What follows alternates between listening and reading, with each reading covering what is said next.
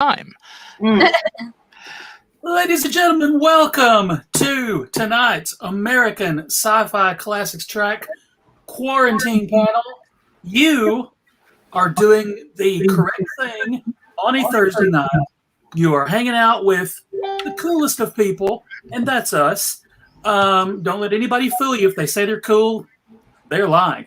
You are hanging out on the American Sci-Fi Classics Track, and tonight we are talking about movies, the movies that traumatized us. And we got a big, almost a full Brady Bunch crew tonight. We are very excited to have you guys. And I'm excited for my daughter to have already graduated high school. So I'm not an emotional wreck. I still am. So you got new trauma. I got new things. I got new things to be traumatized by. So what we are going to do tonight is let's go around. Let's go around, and of course, we'll introduce yourself as we get to you. Start with him. Start with the guy below me, right there. Yeah. Hey, Tom Morris. Hey, I'm the host of the Good, the Bad, and the Nerdy Movie Podcast. And I can tell you that we've had, when it comes to traumatized movies, I've got a lot. Now, we don't, we had this discussion, Gary, I think, we're not really talking about just bad movies that we... No.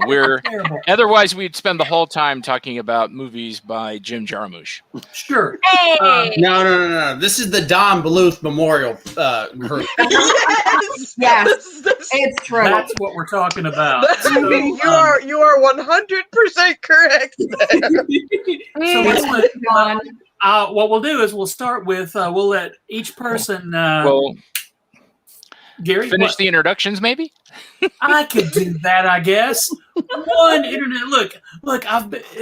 He was out last week. Everybody, forgive me. I haven't done this in 2 whole weeks, guys. You're out. Look, you made Tom even leave. We're taking you out.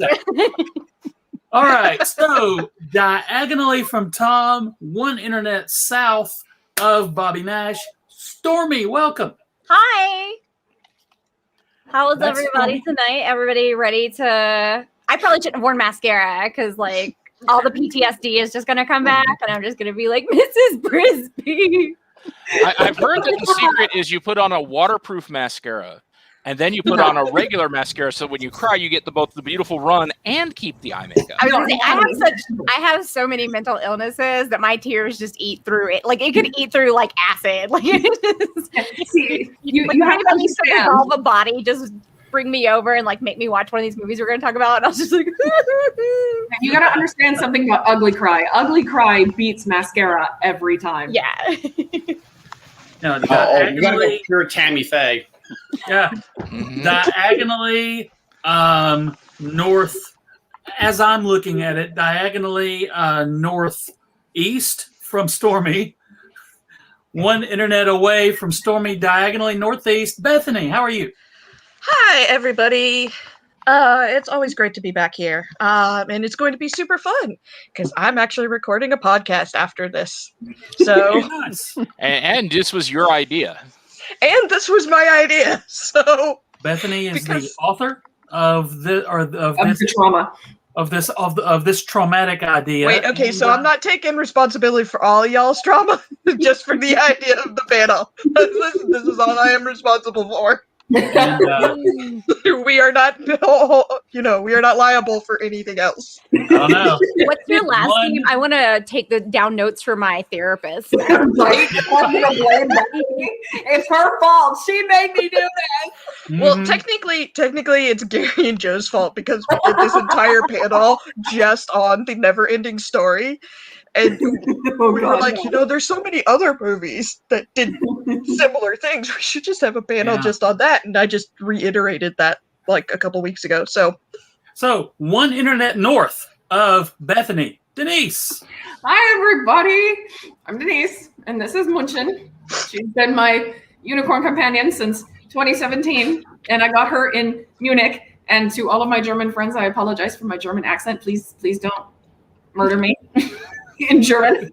Is that a thing? Yeah, well, you know. So I'm super excited to be back. It's great to see everybody. Oh my God, I missed your faces. Hi, Lola. Lola in the chat. Lola's a good person. Yes, and one internet, east, west. It's west of Denise. One internet. I'm gonna get to Bobby, maybe. Gary, who are you, and what are you doing? Hi, everybody. I'm Gary Mitchell. I am his one of these. I've only been doing this for a year. I am his appendage of choice, as opposed to Okay. and, you know, I gotta get the trauma in here somehow. And I help him come up and plan and perform all of this tomfoolery and shenanigation for all of you people. Indeed. And in our almost Brady Bunch, our Alice. Our center square. I am center square. Center square. The Paul Lynn of the American Nash for the win. That might be the first time I've ever been compared to Paul Lynn. I'll take it. You gotta, you need. Do you want Paul Lynn or do you want Whoopi Goldberg? Either way, you're written by Bruce Valanche. That is true. What you really need, Rivers. Bobby. Next time you're here, I'm going to put you in the center square, but I want to see lapels. I want to see wide lapels. You know, We'll have to okay. plan ahead. Oh, wait a second. I didn't know that this was supposed to be a dress-up thing, because otherwise I would have broken out some of my costume stuff. Joe, put a pin in this. Write this down. We need to get 2 more guests, and one of our future panels needs to be classic Hollywood squares. Yeah. Oh, we're doing 100%. Hey, Joe, Yeah, it's got a Joe, lot write of that booze. down. Write that down, Joe. Write that down, Joe. I'm typing it down because I am. And I'm sure Bruce Valanche is available Bobby. if we reach out to them. What have they been writing lately? I'm typing it down because I am from the 21st century. That's not really true. Plus, it's recorded here for posterity. There is so- that. Yeah, I mean, there's that. So let's see. Well, it's been recorded in somebody's posterity. I'll tell you that. Somebody- Oh my God. Oh, No. Paul Lynn wrote Bobby. Okay, so you're the. I feel like you know you should all of you watching should take a shot now for the first instance of potty humor. Yes. Hey, it's my Buckle up body, and It I'll go won't be if the I want. last. Yeah. Also, go ahead and take a shot if you had 8 minutes before we actually started talking about the topic.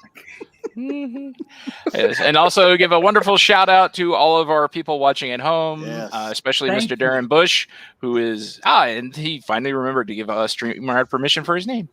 Yeah, that's good. We've only been doing this a year. Hi, Darren. Bobby. Hi. Yeah, also, I brought the hanky, so I'm ready. So Okay. yeah. I was gonna say also special shout out to my best friend Aaron, who is also watching along with us. You know, Yay. Yeah, I got a Everybody special shout out to should my be wife. watching. She bought this wonderful tapestries behind me just for doing these. And you know, my son helped pick it out. And you've seen Charlie on here before, so That is a lovely tapestry. Your wife Very has nice. very good That is taste. cool. All right. So what we're talking about here is movies that traumatized us. It's not necessarily movies from our childhoods. It's just things that have stuck with us in traumatizing ways. So Bethany, start us off if you would with okay, so yes, forgive my hair. We are still doing moving projects, so it's just going every which way, guys. Which is fine. If you see me at con, you've seen it in worse states. If they've seen you at con, they may not have even seen it. Yeah, that's true. You know, last con I didn't have hair, so. why? Why? Is this a haircut panel? What are we talking about? Bethany. No, that's So with Tegan. movies that traumatized us. So when I suggested this panel, I had a couple of greatest hits in mind. Neverending Story was one. Pretty sure that one just traumatized an entire generation, possibly 2 generations. 2 generations. Two Two. generations. 2 of them. Just completely traumatized. Yep. But specific ones that just keep coming back to me were like the Rankin Bass animated Lord of the Rings scared the ever living crap out of me. Like I was just like, nope, don't want any part of this. Not gonna do this. To the point where I didn't read the books until I was well into my teens because it took that long for me to go. I feel Okay, like all maybe- the Rankin Bass, like the stop motion, a lot of those puppets were fucking terrifying. Like they were. Yeah, they really I don't were. remember the name of the one or which one it is right now, but like, God, I can't remember which one he's from, but he's like literally the most terrifying 3-inch figure you've ever seen in your life. And you're like, if I were a child, like just trying to go to the bathroom and mind my bees, and that thing was in the hallway, like I would just puddle right there. Like, I mean, and then so that was tied with my other contender, which was The Gray Mouse Detective. That movie was the best. Great Mouse. Oh no, The Great Mouse Detective is a wonderful movie. Radigan at the end of The Great Mouse Detective is freaking terrifying. Yes. Like, Surprise. it's just terrifying. Now, granted, that is the movie that I watched over and over and over and over again, trying to desensitize myself. It Forget didn't how really damaging work. the Disney Channel was. Bethany Yeah. invented exposure therapy. Yeah, exposure therapy. But then my roommate, as we were eating dinner, just like an hour and a half ago, also brought up the two I had forgotten about because I had mentally blocked them out of my mind, which was An American Tale and All Dogs Go to Heaven. Oh my God! All dogs go to All heaven. dogs go to heaven. So, yeah, Dog we just, hell like, is not a place to go to. Mm-mm. We're not going to talk about that movie. That movie was traumatizing. Once again, Yeah. Don Bluth. yeah. So yes, the I subtitle got a for full this. Don Bluth hit list. Yeah. Well, there was always a running joke in my group for ages back in the day of the Disney trauma sequence. Yep. There always Yes. has to be one sequence in every Disney movie that, everything's light, everything's fluffy, and then Bambi's mother dies. Everything's light, everything's fluffy, and then Dumbo's mother is holding Dumbo through the We can't No, talk what about are you doing here? Why? The And Fox just and the Pleasure Hound. Island. that. You stop Pleasure with that Island movie is right all now. I'll say. Oh my God. Oh my God. When she left, We're just like- when she left Todd, I burst into tears as a child. I ugly Yes. cried as a child. Thank you, Jess. Yes. Yeah, And then, and then Yeah. of he like course, hates children. He was like, "How can I personally affect as many children? Like, how can I be like childhood animation Hitler?" Like, and it's like, and wipe when I out went when I millions. went to Disney World in like '89, when you could still go to the animation exhibit in Hollywood, Disney, I forget what they call that MGM particular park now. MGM, yeah. Yeah. yeah, MGM There- Studios. Yeah, and you got to watch the animation stuff and where it was all put together, and then they show you a highlight reel, and right in the middle of the damn highlight reel was trauma sequence. It was just like sitting there like, this is great, I'm having a wonderful vacation. Well, and I mean, then, On the other hand, One of the animators like draws your parents getting murdered. You're like, what the fuck? But you know what? 20 seconds? Bobby, They were brilliant though because we kept coming back for more. That's Yeah. fine. It'd be one thing True. if we watched it and then avoided it forever. But I've seen Never-Ending Story like It's I even don't worse than know that how with many the times. Disney ones. It's you as a kid were traumatized in the 50s. So when it was re-released in the 70s, you thought, you know what I'm going to do? I'm taking my kids. Here's a really messed up thing about Bambi is already like trauma fest for real. So as we talk about on every podcast, I'm 100 years old. So when I was a kid, I'm sure you guys had these too, the like books on record. Oh, And yeah. they would like Oh, have yeah. the they would have the music and like the Yeah. voice actors. I had the Bambi one, and I have no idea why. And I would listen to it. It had the freaking gunshot in it. And you'd just be like minding your own business, and you'd be like bang, and then everything would stop, and you'd just be like, Oh, I can top that. I have the Fox and the Hound one. No. no, no, no, Tom. no. Yeah. like Disney was like, do you want to be re-traumatized at home, but you don't have a VCR yet because they're so expensive? Have we got the thing for you? Yeah. Yeah. Let's be honest. Fox and the Hound pretty much did some permanent damage to me. Look, Yeah. you want to talk about Disney movies that did permanent damage to people? I will not. Will not. I am turning 34 on D-Day this Sunday, and I still will not watch Pinocchio and I will not watch Dumbo because those movies traumatized me so badly for vastly different reasons. Disney is the worst. Yeah. So let's do this. Tom, go tell us about Fox and the Hound, and then we'll go to Denise. Well, first of all, that's the Don Bluth project. People forget Don Bluth was the co-director on that one. So he quit Disney right after he finished that one and went to go do the other most traumatizing movie of the 80s, Secret of Nim. Oh my God. Yes. Okay, so how does Fox and the Hound start? The mom gets killed. Like, you should literally see the mom Fox carrying the little Hopper, Todd. Todd as a baby to go find him a place to hide, and then she runs off, and then you hear gunshots. So Bambi, you at least get the mom for most. No, she gets killed in the first 30 seconds. Yeah. And we got to get through the story here. We got Vietnam movie. It feels almost like straight out, like it's like Deer Hunter is the visual inspiration for this film. And let's not forget, Tim Burton was the one of the background animator, so he did a lot of the trees, and those were some of the scariest looking trees ever. Like, he famously drew that most terrifying tree that Todd has to live in. So if you look at the people who worked on that one, you got Tim Burton, you got John Lasseter, some really great people, and of course Don Bluth. They all worked on it, and they were like, let's put some messed up stuff into this story about a cute little fox and a cute little dog. And let's almost have several people almost die. Let's have the most terrifying bear ever drawn. But the worst part, you gotta admit, the worst part was when his human mom gave Todd up and left him. That was drove away, and he's sitting there crying and looking at her, and it's the most. Oh God, it's horrible. She also like looks really sad. I mean, this is why I can't be like an animal rehabber, because we never let any animal go, because this is what's best for you. Like, you have to return to your natural habitat, and she's like little old lady crying her eyes out, and the fox is like, "What did I do wrong, mommy?" And it's just it's too much. Oh God! Who's the voice of the hunter? The cranky old evil hunter, Jack Albertson. Grandpa Joe from Willy Wonka is the evil awful hunter. It's so bad. Linda, who was on our show a couple of weeks ago, had this nugget of information in the book. I didn't know that. Yeah, they changed it. They test screened it. No, did not know. They had to test screen it.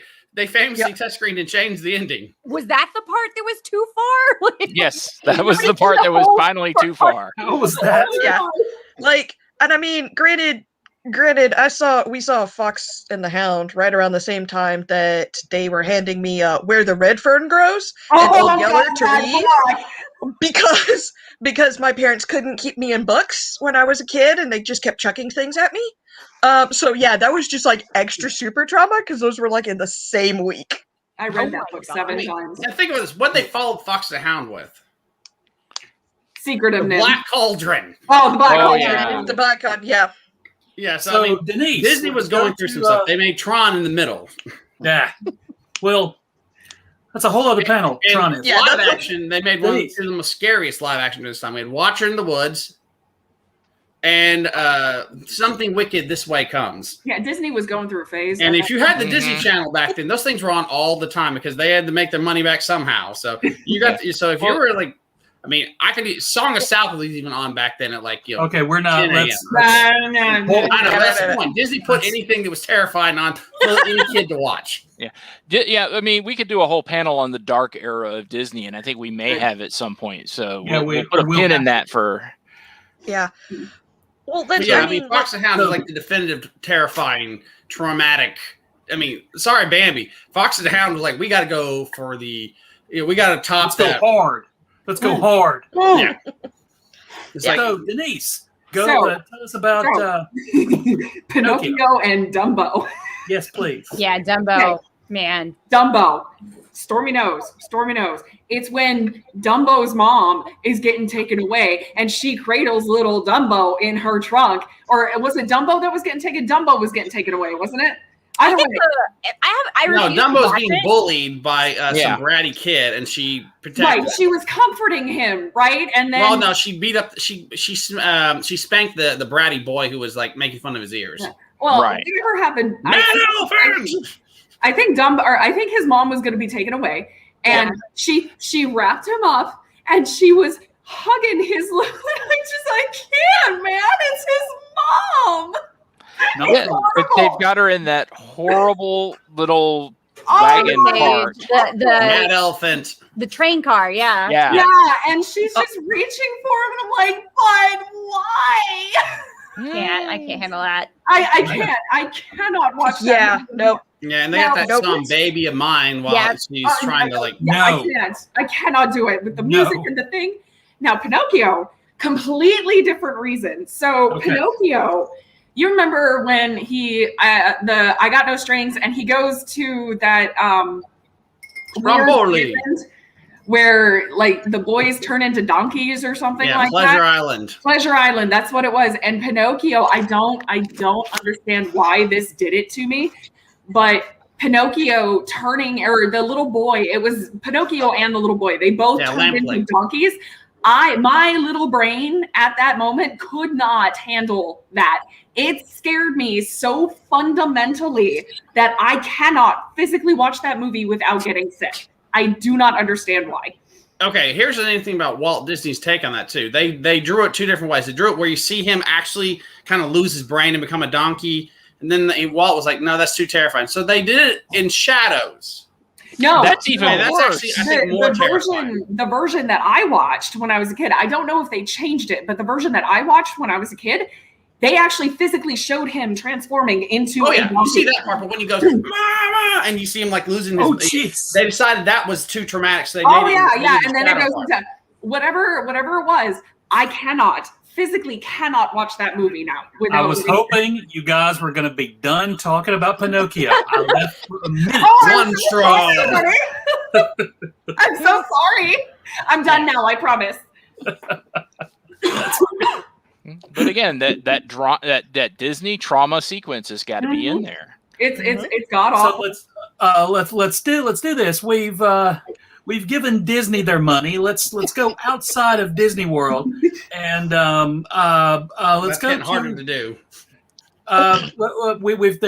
There's tons of other things. Let's go to Bobby. You have not weighed in on your emotional escapades. Okay. Well, I have there's different methods of traumatizing.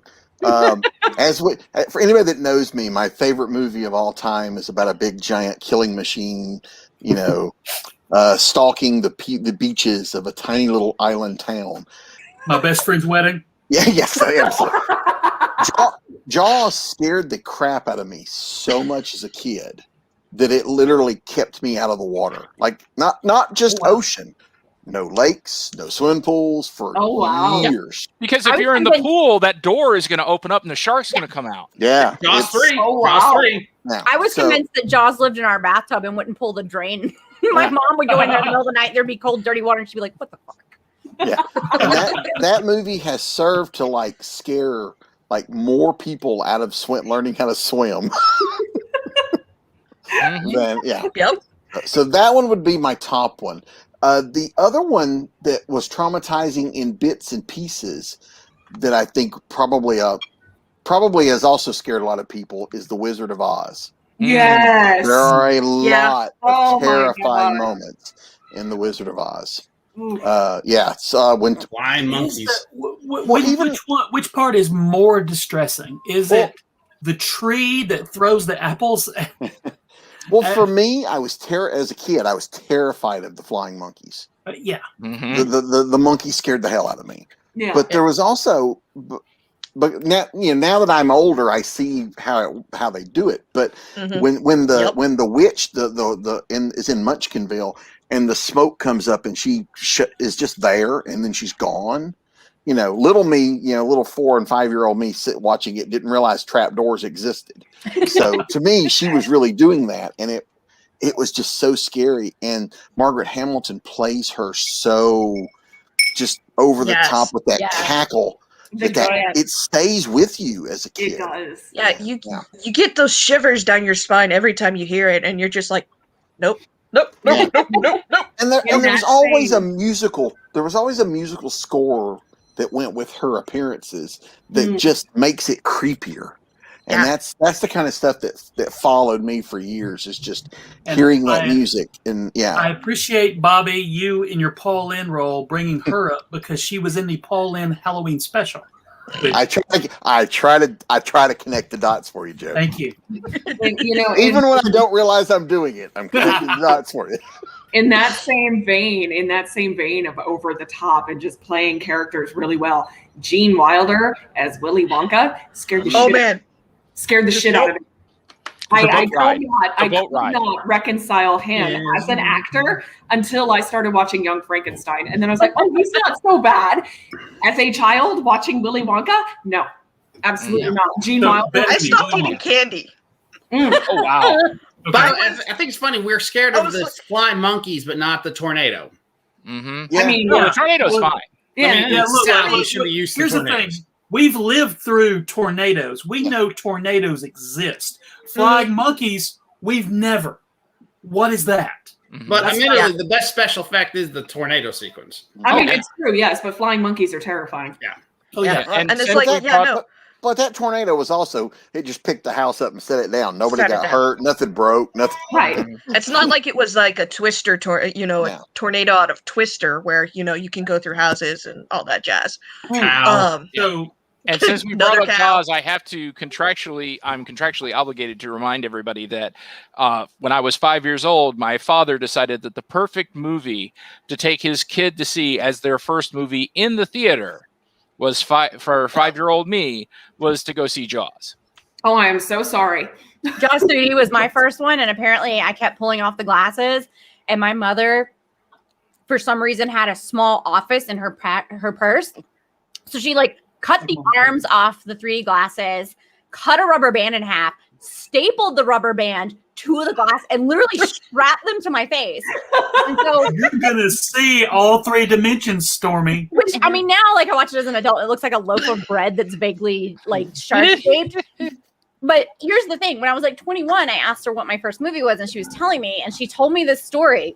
And I'm just staring at her the whole time. And she's like, why are you making that face? And I'm like, and you couldn't figure out why I thought Jaws lived in our bathtub, and you tried to reason with me and be like, we live on a farm. It's a septic tank. The shark is not coming. And I was like, I just wanted to be a mom, and this is the perfect ruse because a murderous shark comes out and kills your kid. Thank you. And she was like, that doesn't make a little sense. And I was like,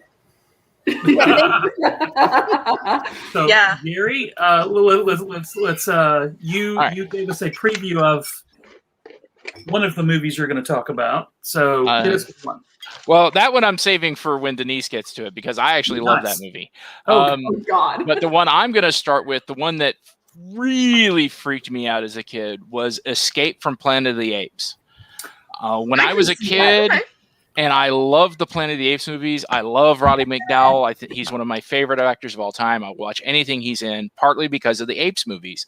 And I'd seen the first one, and I loved it, even with the twist. And and the second one. I'm 6, 7, 8 years old. You watch the second one, and it's a bummer because Chuck Heston gets shot up and dies, and the world gets nuked, and you get that wonderful little glow overlay of "and the world died, and no one mattered." What the heck was that? An insignificant little planet is wiped out of existence. You're like, damn.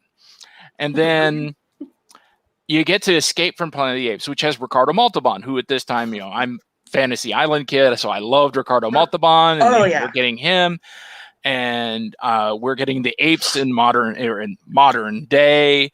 And it's just this wonderful little lark after the bit at the beginning where one of them gets killed by the other gorilla.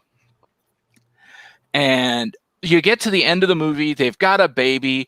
They're making the escape from the government, who's figured out that, it doesn't turn out well for humans in the end. And they run onto this ship and they get gunned down by the military. Oh, my God. Oh, and and Zira is holding the baby, which gets shot, and she pushes it off the edge of the boat to fall looked like 500 feet into the water. And you're sitting there going, my little brain just broke. My heart was ripped out. And then they go, no. Get this. You cut to Ricardo Montalban's circus, and you find out that the baby gorilla that you just saw get shot was actually a normal baby gorilla that they'd switched the talking apes gorillas with this one. So you have the gorilla in the cage. Ricardo Montalban says something about, well, it's very sad, but we have to go to the next town. And you cut to this little baby chimp, and it's going, Mama. Oh my God. Mama. Part 4. Yeah. And you're sitting there going, ah. That's when they stomped on that heart that they had already ripped out. Yeah. Mm-hmm. Holy mackerel. Yeah, that's what we call planning for sequels. Yeah, it was definitely planning for sequels. And I love the next one because it's the Marxism Apes Rise. And basically it almost directly calls for a race war until they edited it at the end. And both versions of it are not good. Yeah. Again, doesn't pan out well for the humans, No. which they had it coming. But well, we knew that was coming. Yeah, but Escape from the Planet of the Apes, man, that movie messed me up hard. But it's for kids. Yeah. Well, so let's go to if Rod Serling wrote it, is it? Yes and no. Yeah, I can tell you something. The Invaders episode, Twilight Zone, freaks my son out completely. He cannot stand if you remember that's the one where with the little being attacked by those little aliens. Why? Why are you showing your child? It's the Twilight Zone. So toughen that boy up. Yeah, I was gonna. Yeah, so Bethany, my parents had a kind of loose idea of what was and wasn't like kid appropriate. Mm-hmm. So is that so? Those of you who have met my parents will, understand this. Which is how I was watching an R-rated Shakespeare movie at the age of 6. Mm-hmm. But one of the ones that they decided to watch, because my parents are movie buffs, so like they own like every movie in existence. And they were watching Dante's Peak. Ooh. Wow. And okay, so there's me who has had generalized anxiety since I was about 2. Trying to watch this movie, trying not to freak out because we're moving to a place where we're getting ready to move to Brazil, and does Brazil have volcanoes? I don't know if Brazil has volcanoes. And then we see this shot, like where like the boat and then the acid and the grandma, and that was the part where tiny Bethany just kind of noped out of the rest of existence for a while. And just was like, nope. Poor tiny Bethany. Just like, I got a picture of Bethany just going pew.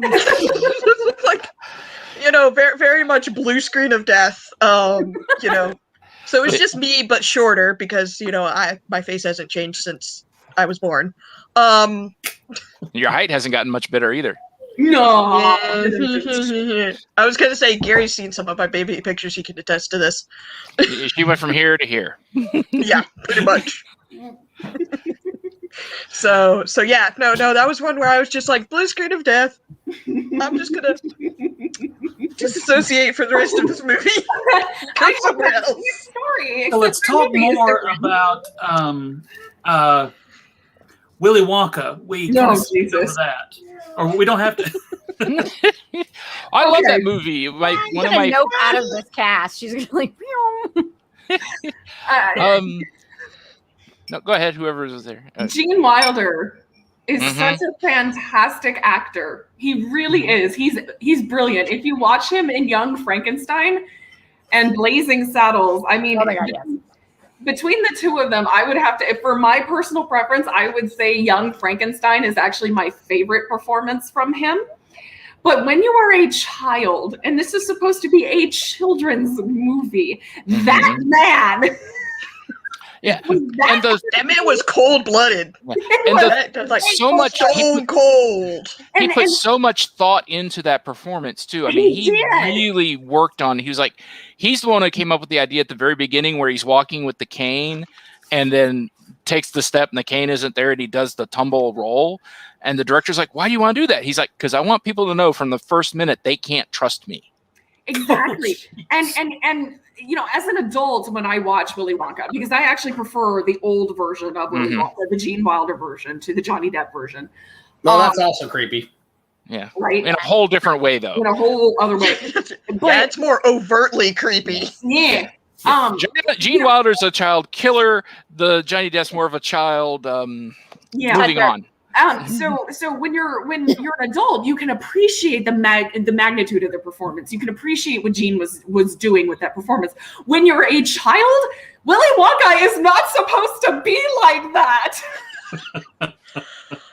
Yeah, and it got worse because, you know, I had just finished the book and then watched the movie and then reread the book because I was like, did I miss something? Yeah, there's a lot. And then somebody showed me Blazing Saddles, and I'm sitting here going, that is not the same dude. That's it. I watched Young That is not the same dude. Yeah, I watched Young Frankenstein, and I'm like, that's not what? No, that's not Willy Wonka. Because as a child, I distinctly remember being terrified when that man was yelling. Like, he yelled, and I don't know why. I don't know what it was about him yelling, but it scared the bejesus out of me. Yeah, I think there's... Well, and as James points out, some of his great deadpan deliveries of the, stop it, wait, stop, don't. They didn't, for me, they didn't go. I don't know. I mean, now that I'm an adult, that movie's great. I'm here for that movie. As a child, no. Absolutely. I had the one movie I could think of when we talked about we brought up this topic. Oddly enough, is Young Frankenstein. I love that movie. I love that movie, but it terrified me for some reason when I was a kiddo. Because although other Frankenstein movies had no effect, why Young Frankenstein? When Young Frankenstein is objectively hilarious. Yeah, it's the funniest movie ever made. It's the singing that's what got me. The singing, yeah. Like, why is he singing that song by Taco? What's going on? Why is he ruining that song by Taco? That's Taco had it coming. That's what it was. I think too. There's a lot of times where it's not necessarily the movie. Like in this instance, it's not the movie that traumatizes you; it's the actor that brings something to it. Like this one's it wasn't a motion picture, but it was a TV movie. Tim Curry is a great example of him in that role scared the hell out of me. The movie I didn't find scary, but every time he was on screen, it was that, you know, I slid a little farther away from the TV. One of my favorite fun facts in the whole wide world is apparently during the filming of that, Tim Curry always stayed in makeup and in character, and he would just stand at the the craft table, and people would not want to eat their lunch. Like other actors would be like, there must be something about the character of Pennywise then, because Skarsgård apparently would do the same kind of thing. Okay. My favorite being the picture I think everyone's seen of when Hader going, that thing they do with the CG with your eyes. He goes like this. Okay, to be fair, Skarsgård as Pennywise is legitimately fucking terrifying. Yeah. Speaking of that, has anybody seen Castle Rock? I have not watched it yet. It's on my list. He is on there, but I won't say what he plays. Yeah. Yeah. So, if you guys watch the first 2 seasons of Castle Rock, it is one. Yeah. All right. So Stormy, hit us with another one. Oh man, I got a good one for you guys. I've been thinking about it all week. So my parents, when I was little, took me to see a bunny movie. Oh God. And they couldn't figure out why I couldn't stop sobbing.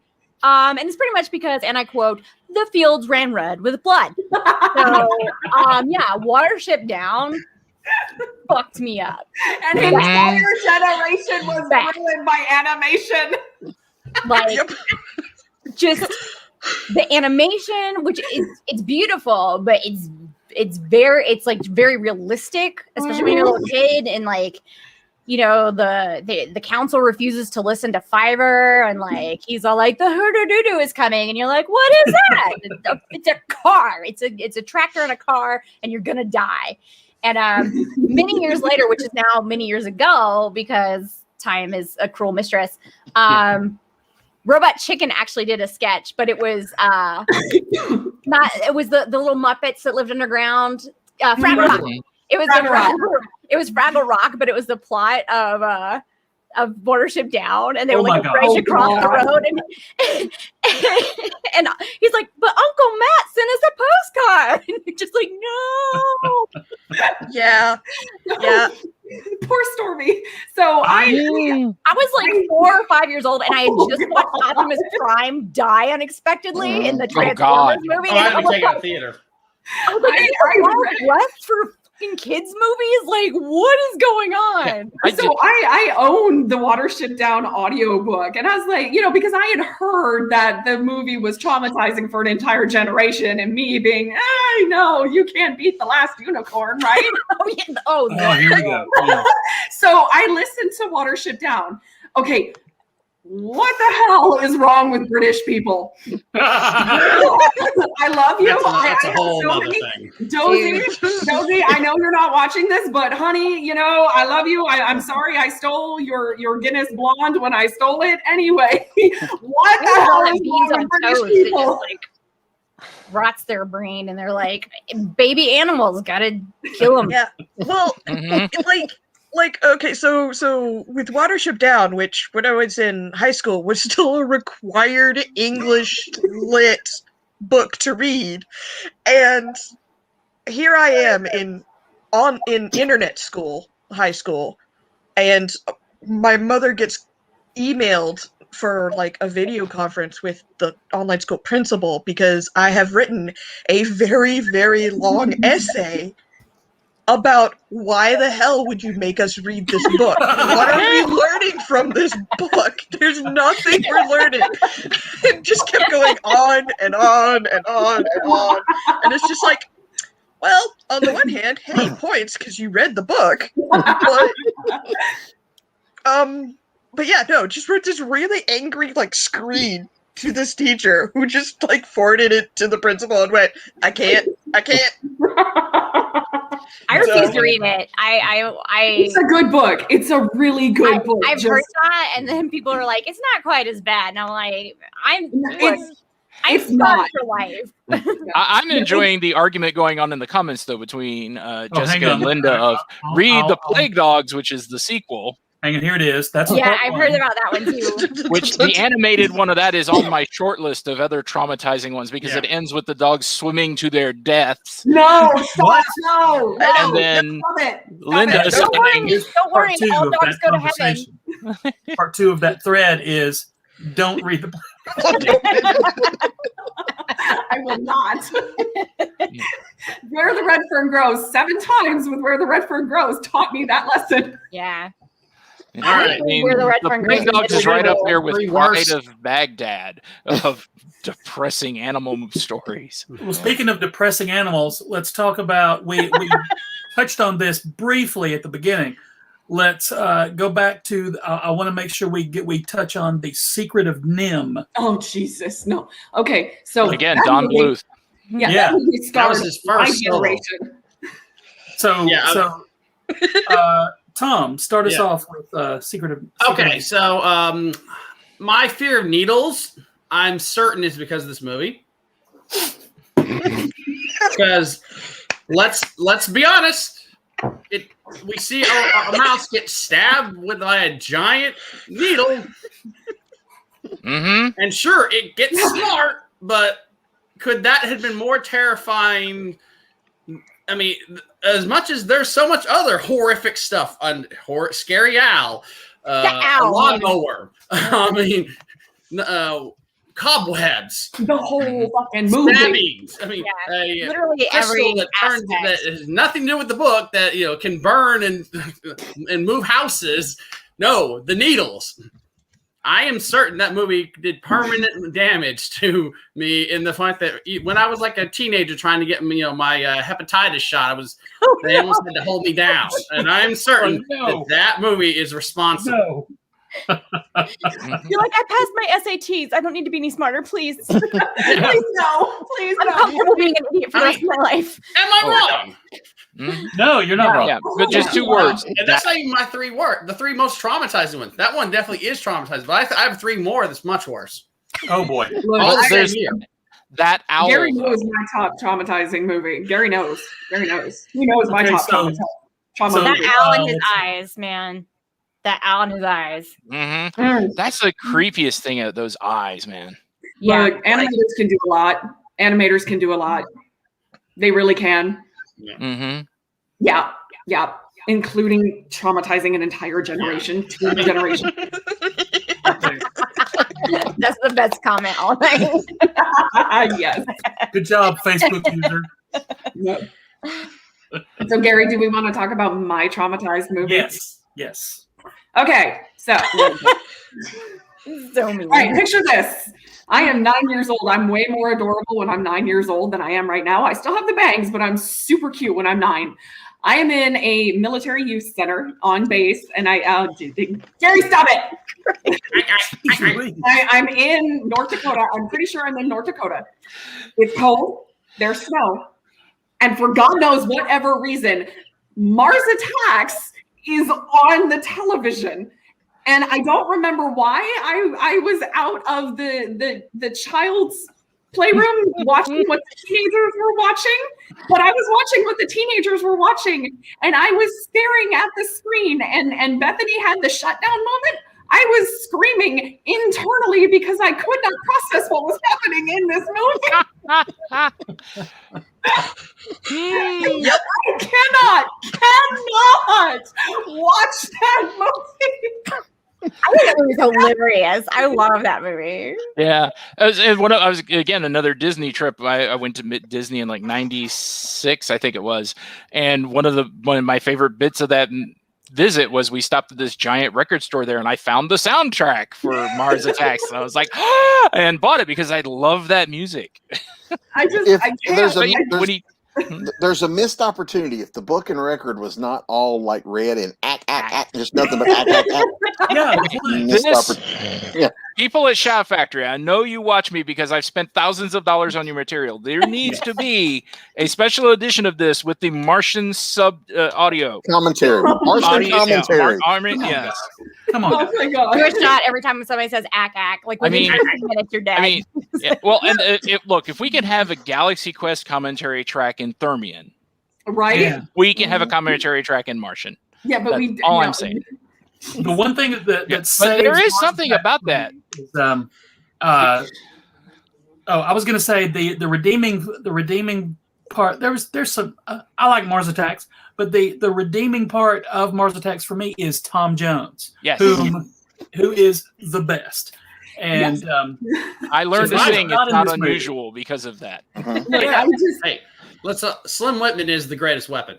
Look, I don't know if it was because I was too young to understand, which doesn't make any sense because that movie is so overblown and so over the top. Like, people love it because it's just ridiculous. But my little 9-year-old self was screaming internally to the point where my brain shut down because I could not. Mm-hmm. Well, and we mentioned this before we started the broadcast. I was working in a movie theater when it came out, and the movie bombed. Yep. When it came out, it bombed hard, and a lot of it was because the people weren't ready for that level of black humor. Yeah, I don't think they weren't expecting that out of a Tim Burton movie, and it plays it so straight-faced. Yeah. Wasn't it up against another Jerry Maguire? There was another big, huge movie that opened. 96 had they front loaded 96 in December. So this is the movie almost killed Tim Burton's career. Well, if Planet of the Apes couldn't kill it. Well, Planet of the Apes, I think, was after.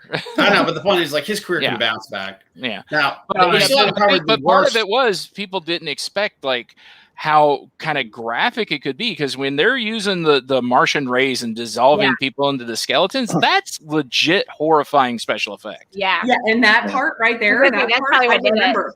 Yeah, that whole thing right there, that is where my trauma came from. And then I think when the mountain, you guys remember in Game of Thrones, when the mountain popped the Yes. Oberon? Yeah, when he popped his head, I stopped watching Game of Thrones.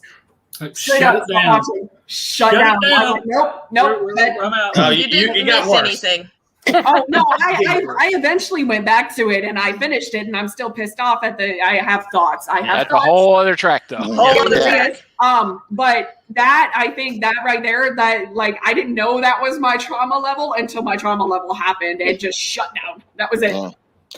No. Oh, and let's to do this. address Linda's comment, Yeah. Oh, hang on.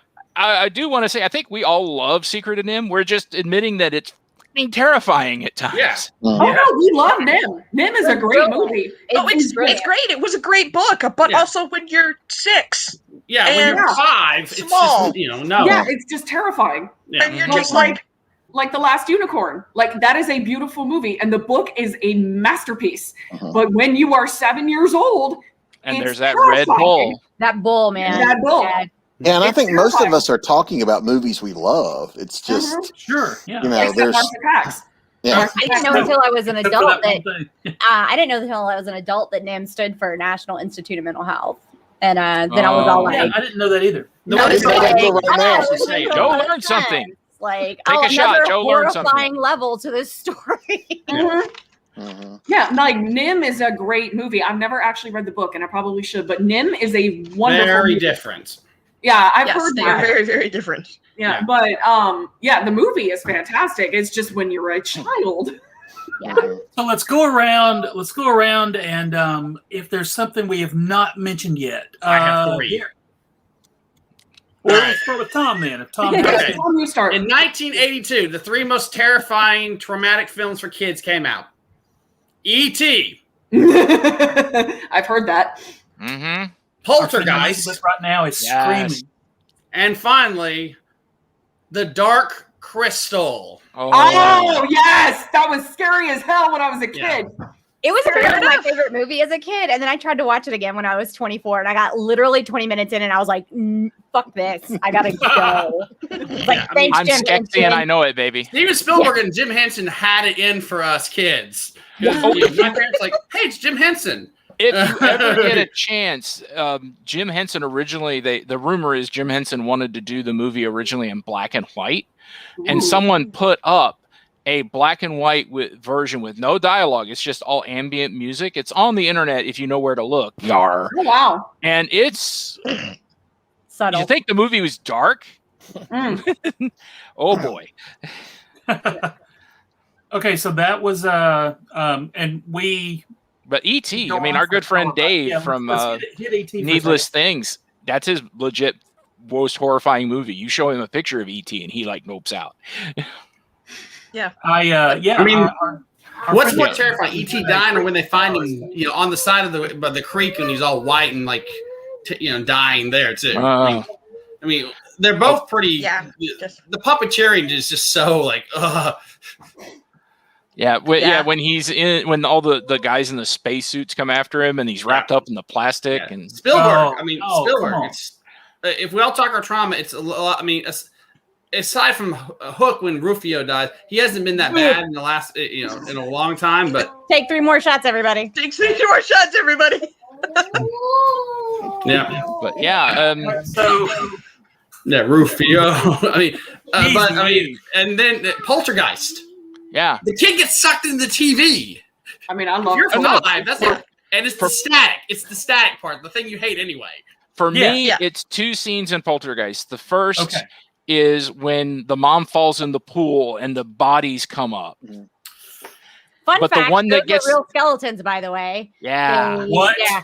Yeah. Yes. Those are real skeletons. it was There's cheaper. there's no curse in that movie. No.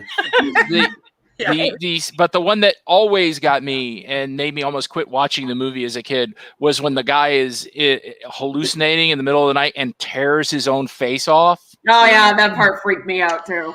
Oh, I'm so glad I haven't seen this movie. Poltergeist The is window great. scared me more than anything. He was just so creepy. Yeah, Poltergeist is fun. You should watch Poltergeist. It really is. And let's not forget the toy clown. I mean, oh yeah, yeah, the toy clown was just much. Nope. Here's what we should do. Here's what I want to do now. No clowns. The only good clown is a dead clown. Now I want to watch Poltergeist with Bethany. Just we'll take up a collection. All the money will go to charity. There's gotta be some really sweet compensation for the fact I'm not gonna sleep for a week afterwards. No, we don't care. About all 82. I mean, 1982. They might have been more damaging to us. So let's do this. All right, now, Bethany, one we haven't mentioned yet. Another Don Bluth one, Thumbelina. What? I love Thumbelina. Because there were it's a great movie. You love it, but there are parts of it that are just like so really seriously dark, where you're just like, oh. Yeah, well, it's about the age when you saw it too. It's still my favorite movie, though. Yeah, I mean, it's one of my favorite movies. This is actually my sister's suggestion. And the consent issues in that movie are a little hinky when you actually stop to start thinking about it. And then, Anastasia, because, you have Rasputin. And Rasputin just keeps coming apart. I love that movie. I sat there and it was like, no, this is fine. I'm like, I can deal with this. Can't deal with some other stuff. And, like Frodo, the Ring, and Gollum, and the chewing, and just nope. Sure. But no, Rasputin was fine. Yeah, the little bat made him, though. The little bat was great. Oh, yeah. Yeah. Oh, yeah. Bartok just was just like, yeah. There. I mean, and then there was also the Fern Gully. Oh, yeah. The darkness that eats everything. Yeah.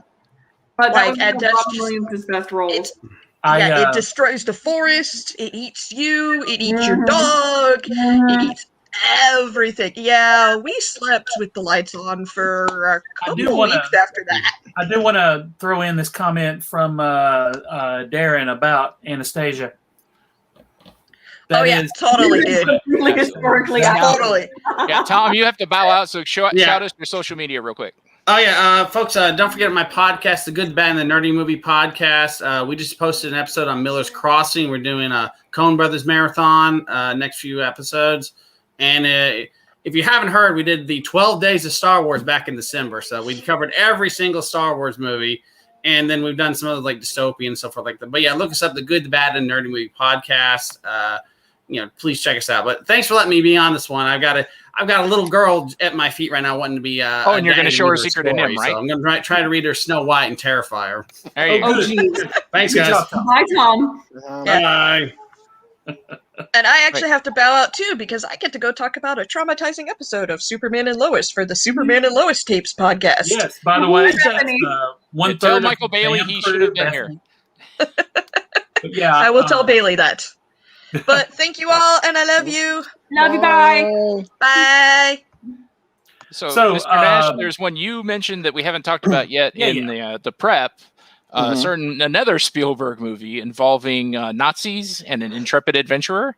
Yeah, well, there's bits in every one of the Indiana Jones movies that are designed to be traumatizing, whether it's the pit full of snakes or the tunnel full of spiders or the sewer full of rats. Yeah, getting your heart ripped out, or the room full of bugs. That's called foreplay for me. Me too. Yeah, the one that really got me, just because I don't like snakes. Three more shots, everybody. Yeah, the snake part got to me. I'm not a big snake fan, and so that's yeah. And love you. Yeah, they love me, but I don't reciprocate. Snakes at home watching this are going, Bobby, no. Yeah. Why, Bobby? Why? Well, there is a traumatizing story, but it's too long to go into here. We'll do an Indiana Jones panel. We'll talk about snakes. We'll recreate it. We'll recreate it later. Yeah. I'm with Bobby. I want on that panel if it's a panel. Yeah, we're in. Bobby. It'll be fun. Stormy, So this one actually is not animated, and for the longest time, I thought it was some kind of horrible fever dream that my brain had cooked up. There was this movie. It might have been a TV movie. I don't really know because I only just found out that it wasn't something I had designed in my own brain. It's called Orca. Oh God, another one my mom took me to see. Why does that sound familiar? It was the theaters. It's so messed up. Like, isn't it about like they take her baby, the fishermen take her baby, and then she's like out for revenge, and like there's just like it's so much worse than that. It's the mother is captured by the whalers, and she's run through the propellers, so that the mother dies. The calf pops out of the mother on screen and dies on the deck. Yeah. And the rest of the movie is the father orca out for revenge against Richard Crenna. Richard Harris. Richard Harris. That's right. Yeah, the original Dumbledore. Super terrifying. It sounds terrifying. Yeah, I watched it from a balcony at a movie theater. Again, and I think I was like 7. No, Jesus, no. I was reading some old comics from the 70s, and that was the back page advertisement. Oh, and Jesus. Just the whale is right here, and then lots of little text talking about how awful the movie is going to traumatize you. Is all right above and below. My parents didn't get that memo. Oh, that's horrible. Yeah. Oh, it was so awful. It was so awful. Like that sound. Oh no. Like, isn't the end of the movie like they capture? There's a part where like one of the whales is like hanging on the boat, and like I feel like there's like blood pouring out of it. Yeah, that's when the calf pops out. Yeah. Oh my God. Yeah. It's just. It's bad. It's really like I don't. So let's talk about real quick, because everybody I know that I grew up with, like, parents just didn't give a fuck. They were just like my cousin Jamie, when he was 4 or 5 years old, literally had a Freddy Krueger hand because our parents were just all like, the TV is the babysitter, go crazy. So fun. Wes Craven raised my child. And so extra fun fact, and like now it kind of sucks because that's like the money maker, so everybody goes for it, but apparently PG-13 didn't used to exist. I want to say the Indiana Jones movies are actually where they invented PG-13. I think I think somebody was all like, maybe 4-year-olds shouldn't see face get ripped off, or melts, or like hearts get ripped out, or whatever. So they invented PG-13, so like your parents could know, like, hey, like if you're gonna fuck your kid up, but maybe you don't want to do it too early, like leave them until they're a teenager. right, like leave them alone. In puberty. So now, like PG-13, like I said, they try to make everything PG-13 so that they can make as much money as possible because it has it garners the biggest audience. But it didn't happen until like 1987 or so, I think. And like, but not that I think that would have stopped my parents, because I remember when I was little, my parents had HBO and Tales from the Crypt started, and my mom always loved horror movies, and I love them too. But she would force me to watch it, and I would cry because I was so creeped out by the Crypt Keeper. And she'd be like, "He's cute and he's funny," and I was like, "He's terrifying." She's like, "You love Halloween," and I'm like, "When I come home and take off the makeup and have cavities for 6 months, like it just was a cat last year. How is that scary? It wasn't even a black cat." Oh man. Yeah, my mom was like, my mom loved horror movies and I loved horror movies. It was that, love-hate relationship. I would watch them, they terrify me, and then I'd watch more, like, 6-year-old me, loved Blackula, scared the pants off me. Couldn't watch it for ages until I grew up watching and went, wow, this is terrible, but I loved it. I remember as I was a kid, and I walked into the living room and my parents were watching a movie. And this is when we had kids. This is like sometime in the 80s. Because we had cable. And they were watching this movie, and I come in and like, "Oh, what are you watching?" And they're like, "Oh, it's a good movie. You should watch it." So what they didn't tell me was this movie was called The Shining. And it was one of the non-scary parts when I walked in. And then like 2 minutes later, there's 2 minutes later, there's a river of blood. And I'm like, I'm out. Bye. I remember the original cover, which I think was based on the movie poster, that stark yellow, which said The Shining, and it had that face. Yeah. And that terrified me before I even read the book or saw the movie. And the same thing for Salem's Lot, the original paperback cover, which was this like stone angel's face with the blood drop coming out of the corner of the mouth. Terrified me, but until I finally read the book, and then it was still scary. Happened to me, Bobby, with walking in, and the parents said, "Sure, it's okay to watch," with Amityville Horror. Oh God, no! Yeah, poor child. My mom's attitude was she was always, you can watch this, but don't come crying to me when you have nightmares. So I let her suffer in my room. Oh my God. I read it when I was 14 or 15, and I would make my very first girlfriend get up and go to the bathroom with me in the middle of the night. And she'd be like, Stormy, you're 15. I'd be like, okay, but I'm gonna die. Like, okay, and I'm not dying alone. Like, there's a part where like Bev is in the bathroom and shit gets all fucked. I just want to piss and not die. Like, her hair in the drain, and I remember that part. Yeah. Let me hit a couple of comments and then we'll get out of here. But and we're gonna have to do this again. There's tons more that we've barely scratched the. Yeah, I haven't talked about Tales from the Dark Side or the 1950s Animal Farm. I love Tales from the Dark Side. Oh my God. So yeah, we're gonna swoop back around. Imagine if we went into TV. Oh, wow. Hang on. X-Files, baby. X-Files. Comedies murdering your teachers is scary. That's good. Yeah, the X-Files, the episode Home.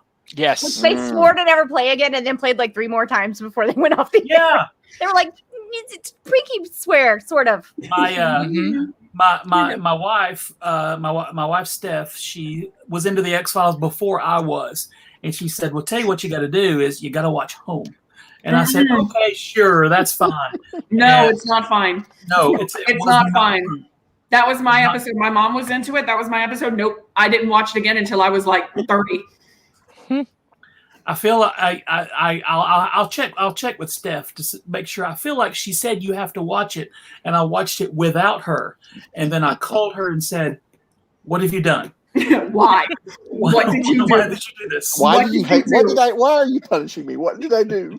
Why do you hate me so much?" Because we both I guess live near hillbillies. I don't know. Oh geez, I'm so sorry. But yeah. Alabama, ladies and gentlemen. All right, but guys, thank you for coming and hanging out with us. As we've discussed, we could keep doing this, and we'll do this again. We'll maybe fingers crossed. Apparently, we are doing Dragon Con in live action this year. So we hope to see all of you guys there. And in the meantime, though, we're going to keep doing these things every single week. Let's go around because we're crazy. We are crazy. It's a good crazy. It's a good crazy like an owl? Just the owl with the lollipops. So, Gary, tell everybody where you can be found on the interwebs.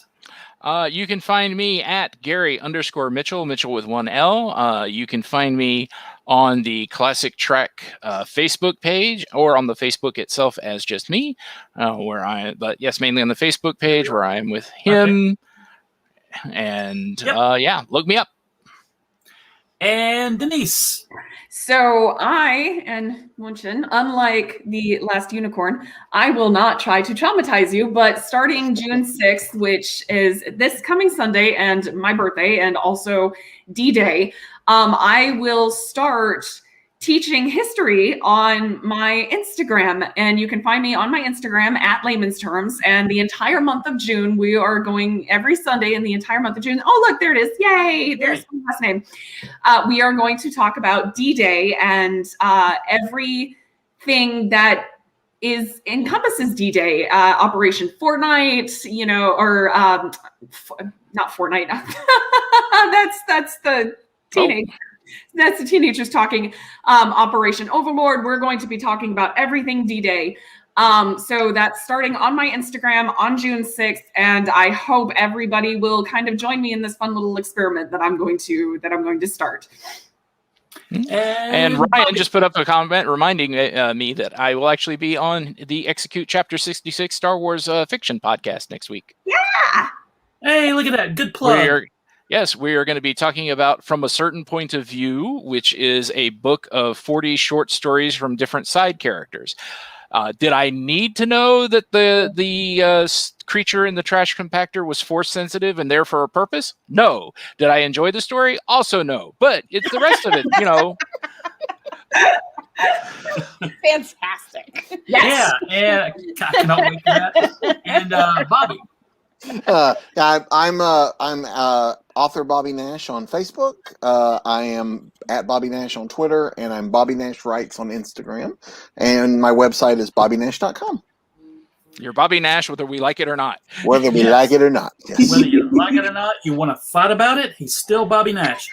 But guys, thank you very much. Stormy. What about Stormy? It's okay. I'm never, as we discussed previously, I'm only on Twitter to like up my chances of getting a restraining order from celebrities for menacingly projecting my sexuality on them. It's Pride Month, so if they're straight, it's illegal, and I will turn them in.